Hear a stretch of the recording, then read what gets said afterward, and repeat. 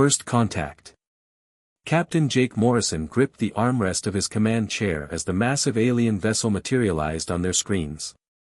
The UNS Frontier had been conducting routine deep space surveys when this thing appeared. It wasn't a ship in any sense humans understood, more like a living crystal cathedral floating through the void, its faceted surfaces catching starlight and throwing it back in impossible patterns. "Sir, incoming transmission," Lieutenant Amy Parker's voice cut through the bridge's tense silence. It's trying to communicate." Jake straightened his uniform, knowing this moment would be studied by historians for centuries. "Put it through."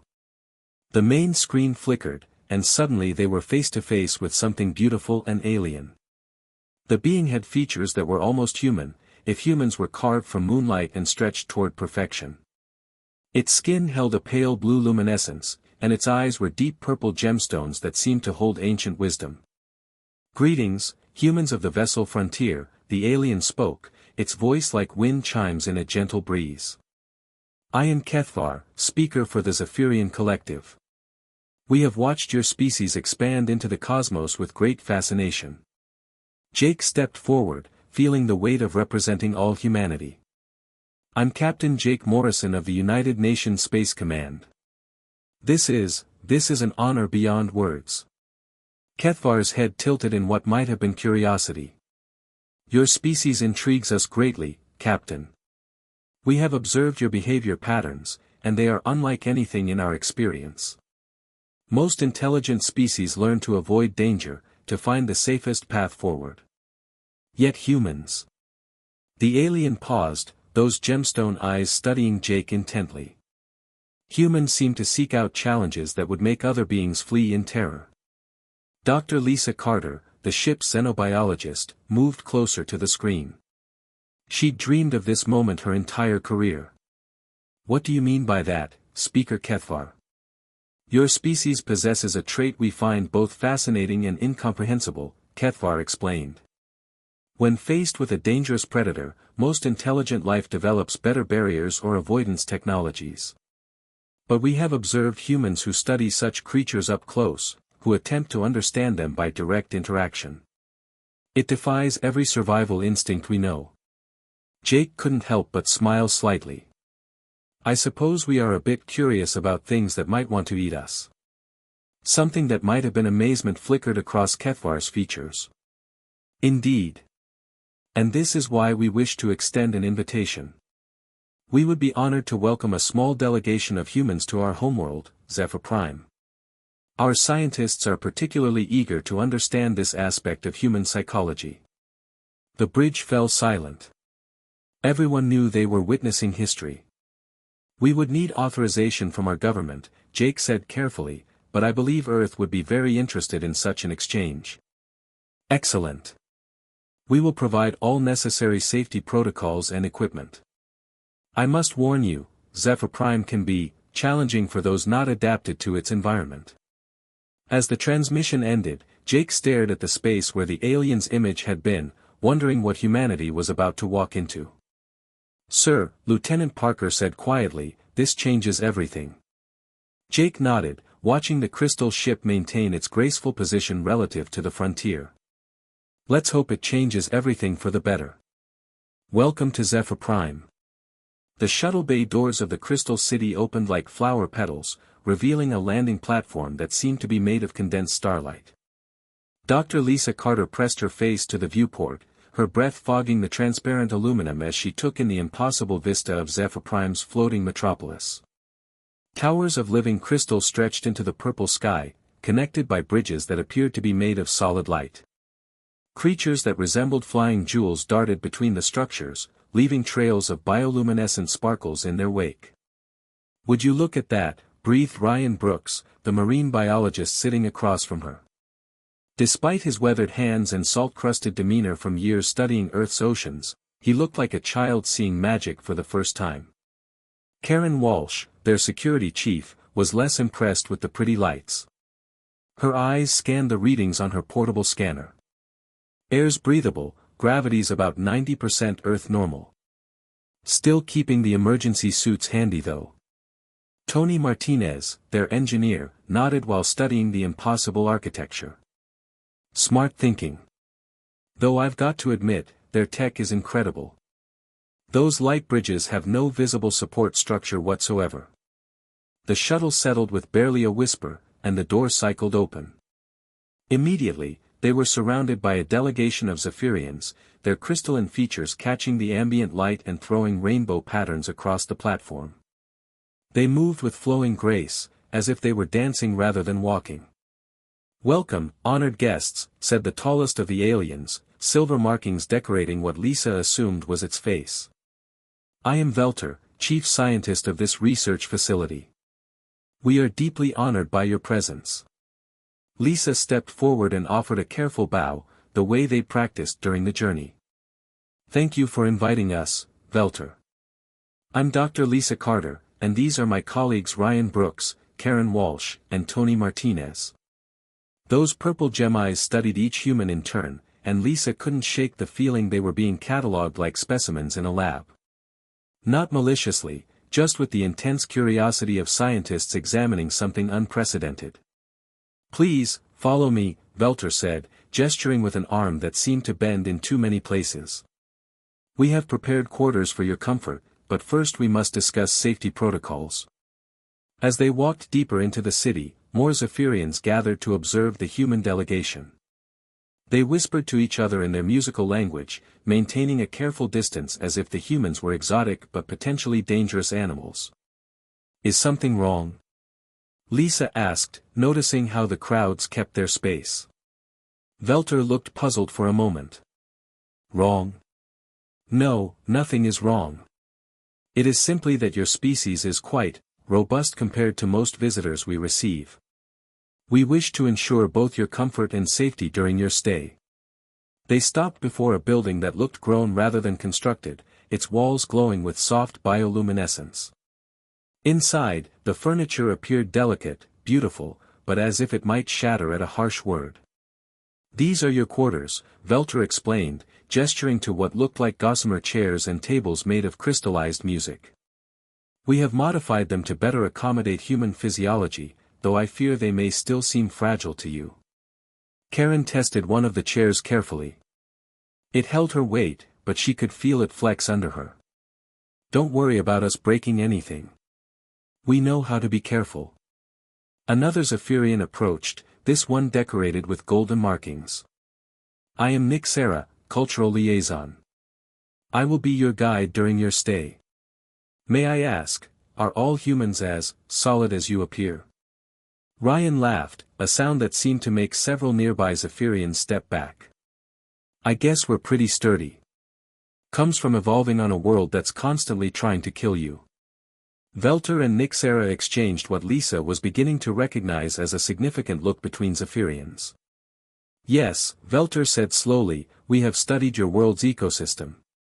It is remarkably hostile. Most intelligent species develop on worlds with considerably fewer active threats." "What's your world like below the cities?" Tony asked, gesturing toward the floor. "We saw some images, but they didn't show much detail." Nixera's luminescence seemed to dim slightly. "The surface of Zephyr Prime is beautiful but perilous. Many large predators roam the forests and plains below. This is why our ancestors learned to build upward, to remain safe in the sky." Ryan's eyes lit up with professional interest. "Could we see some of these predators? I study marine life on Earth, and I'd love to compare evolutionary patterns." Both aliens went very still, their glow fading to almost nothing. "That," Velter said carefully, "would be extremely inadvisable." The surface. Ryan Brooks stood at the observation deck's railing, staring down through the transparent floor at the forest canopy thousands of feet below. The trees glowed with bioluminescent patterns that pulsed like a slow heartbeat, creating waves of blue and green light that rippled across the landscape. "It's beautiful," Lisa said, joining him at the barrier. "But I can see why they stay up here." Even from this height, they could occasionally spot movement between the trees, shadows that were too large and moved too deliberately to be anything but predators. Some of the creatures they glimpsed were the size of Earth's largest whales, but they moved through the forest with the fluid grace of hunting cats. The shadow maw, Nixera explained, appearing beside them with that eerily silent Zaphirian movement. Apex predators. They can grow to be 60 meters long and are perfectly adapted to hunt in the bioluminescent forests. Their stealth capabilities are extraordinary. 60 meters. Karen whistled low. That's bigger than most Earth buildings. Indeed. And they are but one of many species that make the surface uninhabitable for beings like us. Nixera's purple eyes studied the humans with obvious fascination. Your interest in such creatures is most puzzling to us. On any rational world, intelligent species develop comprehensive avoidance strategies. Ryan grinned. Where's the fun in that? The alien's glow dimmed with what Lisa was learning to recognize as confusion or concern. Fun. You consider facing mortal danger enjoyable? Not exactly enjoyable, Lisa clarified quickly. But we do find value in understanding the things that challenge us. Knowledge reduces fear. Fascinating, Velter said, approaching their group. This brings me to why we requested this cultural exchange. We would very much like to understand this aspect of human psychology. To that end, we have prepared a controlled observation opportunity. He gestured toward a nearby platform where a sleek vehicle waited, all curves and crystal, designed to blend with the organic architecture of the city. This is an atmospheric transport.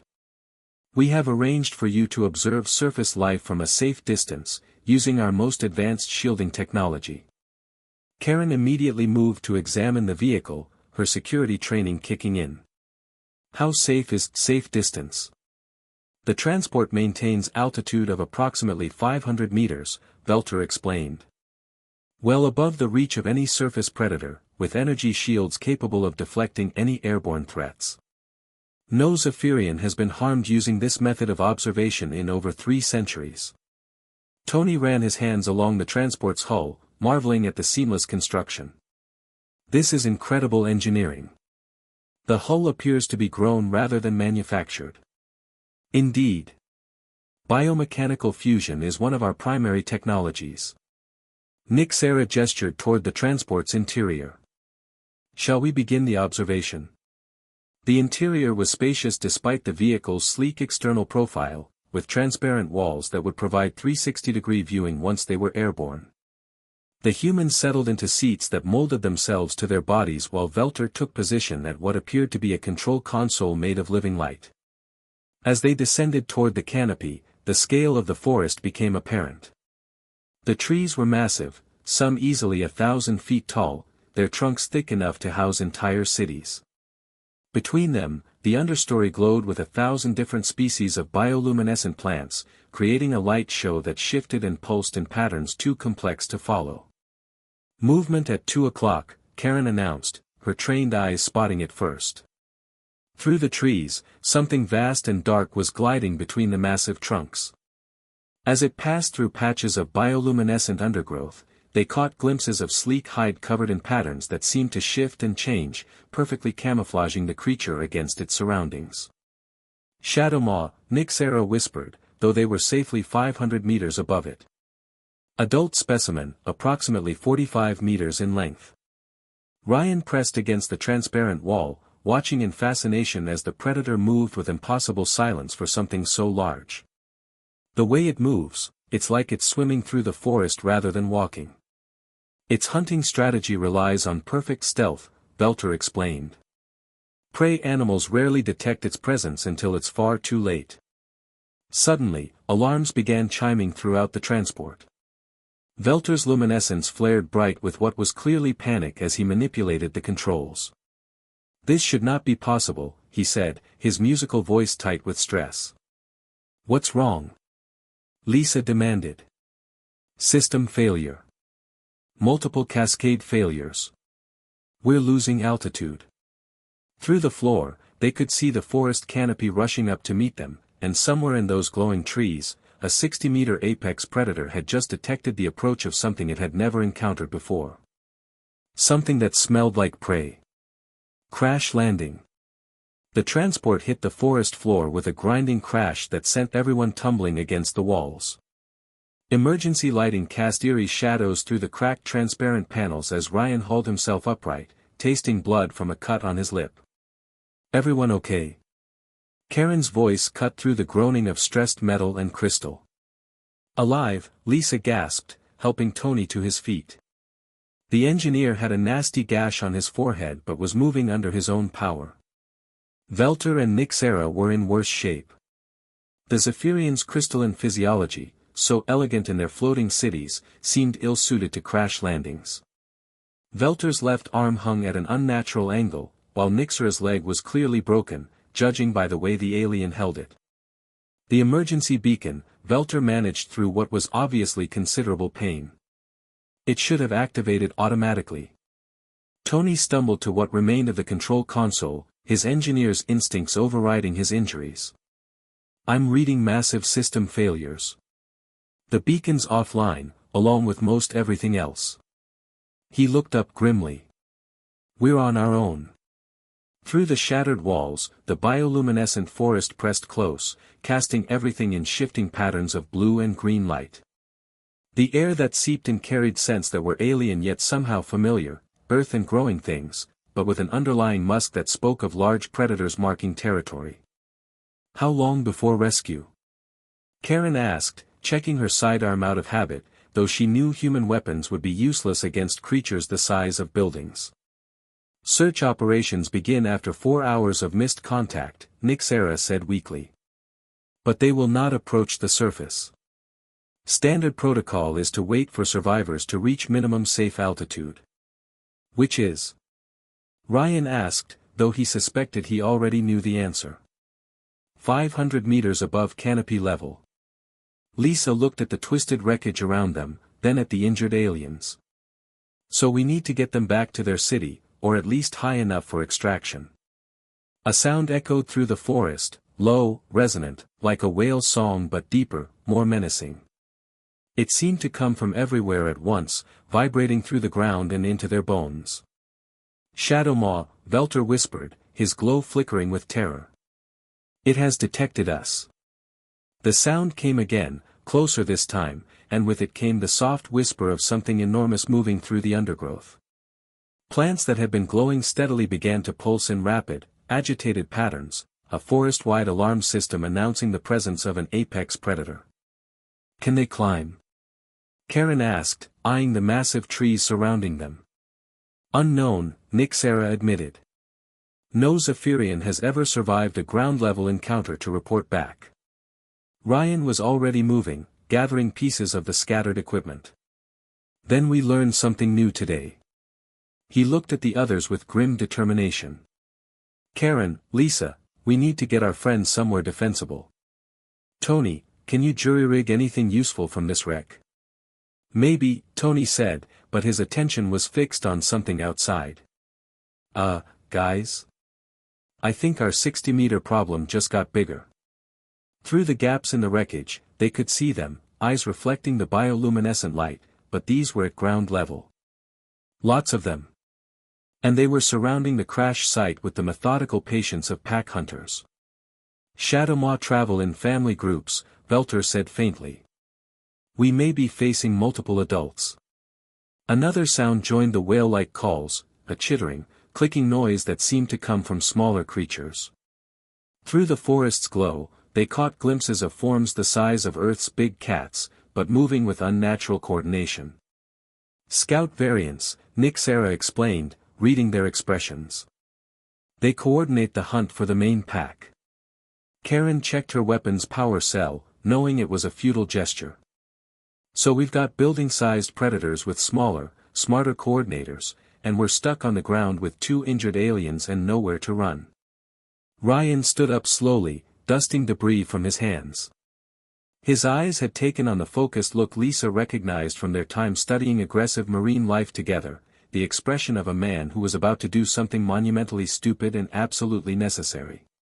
"Actually," he said quietly, "I think it's time these predators learned something about humans." The forest around them had gone completely silent except for the soft clicking of approaching scouts. In that silence, Ryan Brooks began to smile. The hunter becomes prey. The first scout variant emerged from the undergrowth like liquid shadow, its form rippling with adaptive camouflage that made it difficult to focus on. It was roughly the size of a tiger, but built wrong, too many joints in the limbs, too many teeth in the elongated skull, and eyes that held an intelligence that was coldly calculating. Ryan Brooks stood perfectly still as it approached, his weathered hands empty at his sides. Behind him, he could hear Velter making a sound that might have been praying in the musical Zaphirian language. "Ryan, what are you doing?" Lisa whispered. "Something stupid," he replied calmly, never taking his eyes off the scout. "Or something brilliant. Haven't decided yet." The creature circled him slowly, its clicking vocalizations joined by answering calls from deeper in the forest. More scouts were approaching, and behind them, the low whale song of something much, much larger. "In the ocean," Ryan said conversationally, as if he were giving a lecture rather than facing down an alien apex predator, "there's an old saying, the best way to deal with a shark is to convince it you're not prey." The scout paused directly in front of him, tilting its head with predatory curiosity. This close, Ryan could see that its hide wasn't just camouflage, it was covered in scars, evidence of a lifetime of battles in the forest depths. "The thing about predators," Ryan continued, slowly raising his hands, "is that they're used to being the scariest thing in their environment." Without warning, Ryan let out a roar that came from somewhere deep in his chest, not the polite sound a human might make in civilized company, but something primal and raw that spoke to millions of years of human evolution. It was the sound their ancestors made when they faced down cave bears and saber-toothed cats with nothing but sharpened sticks and absolute determination. The scout jerked backward, its clicking suddenly shifting to a higher, more agitated pitch. Ryan took a step forward, his shoulders squared, making himself look as large and threatening as possible. "That's right," he growled. "I'm not running. I'm not hiding. I'm the thing that climbed to the top of the food chain on a world full of things that wanted to eat me." The clicking from the forest changed tone, becoming more frantic. The scout backed away another step, its camouflage flickering as its confidence wavered. "My species doesn't just study predators," Ryan said, taking another step forward. "We hunt them. We eat them. We turn them into rugs." Behind him, Karen had caught on to what he was doing. She stood up slowly, her hand resting on her sidearm, not to draw it, but to project the confidence of someone who had never met a threat she couldn't handle. "We're persistence hunters," she added, her voice carrying the authority of someone who had stared down human predators in back alleys and war zones. "We don't give up. We don't retreat. We just keep coming until you're too tired to fight back." Tony and Lisa joined them, forming a line facing the uncertain scout. Even injured, even clearly outmatched by the alien ecosystem, they stood with the unmistakable posture of apex predators defending their territory. The scout made one more tentative click, then began backing away more rapidly. Its camouflage was failing completely now, revealing hide that had gone pale with what could only be fear. From deeper in the forest came a sound none of them had heard before, the deep whale song call of a shadowmaw, but higher pitched, more urgent. Almost like a question. The scout answered with a rapid series of clicks that sounded distinctly like alarm calls. Then it turned and bounded away into the undergrowth with the fluid grace of something retreating from a superior predator. The forest around them began to change. The bioluminescent plants shifted from their agitated red warning patterns back to the gentler blues and greens of normal nighttime activity. Whatever conversation was happening between the Shadowmaw pack, it was moving away from the crash site. "Impossible," Velter whispered, his purple eyes wide with amazement. "Shadowmaw have never retreated from anything. They are the apex predators of Zephyr Prime." Ryan turned back to his companions, the tension leaving his shoulders. "Yeah, well, they've never met humans before." He grinned, the same expression he'd worn after successfully tagging great whites in Earth's most dangerous waters. Turns out apex predator is a relative term. In the distance, the sound of rescue craft engines began to echo through the canopy. The Zaphirians had detected the change in forest activity and were brave enough to investigate. As they waited for extraction, Nixera looked at Ryan with something approaching awe. "Your species truly is remarkable. You faced creatures that have terrorized our world for millennia, and you made them afraid." "Not afraid," Ryan corrected gently. "Respectful. There's a difference." He looked out into the forest where the Shadowmaw pack was probably still processing their first encounter with humans. "Every ecosystem has its rules. We just introduced ourselves and explained our place in them." The rescue craft settled into the clearing with its crystalline hull gleaming in the bioluminescent forest light. As the medical teams helped Velter and Nixera aboard, Velter caught Ryan's arm with his good hand. "When we return to the city," the alien scientist said, "there will be many questions about what happened here tonight. Many of my people will find it difficult to believe." Ryan smiled. "Tell them the truth. Tell them that humans are the universe's way of reminding apex predators that there's always something scarier out there." As their rescue craft rose above the canopy toward the safety of the floating city, Ryan looked back down at the forest. Somewhere in those glowing depths, a family of 60-meter predators was probably having the most interesting conversation of their lives about the small, bipedal creatures who had looked them in the eye and refused to be prey. And on Zephyr Prime, the word human would forever after be spoken with the same tone reserved for forces of nature, with respect, caution, and just a hint of awe. 6 months later, when the Zaphirian Collective's first ambassador arrived on Earth, he specifically requested to meet with marine biologist Ryan Brooks. The ambassador's first question was not about human technology or culture, but whether all humans possessed what the Zaphirians had begun calling the stare, the ability to convince apex predators that they were looking at something more dangerous than themselves. Ryan had laughed and explained that it wasn't supernatural, just the confidence that came from being descended from the only species crazy enough to hunt mammoths with pointed sticks and turn wolves into pets. The ambassador had taken careful notes, and later that evening sent a priority message back to Zephyr Prime, recommend immediate upgrading of human threat assessment from curious but harmless to approach with extreme caution and respect. After all, any species that could stare down a Shadowmaw pack and make them blink first was not to be underestimated. The end.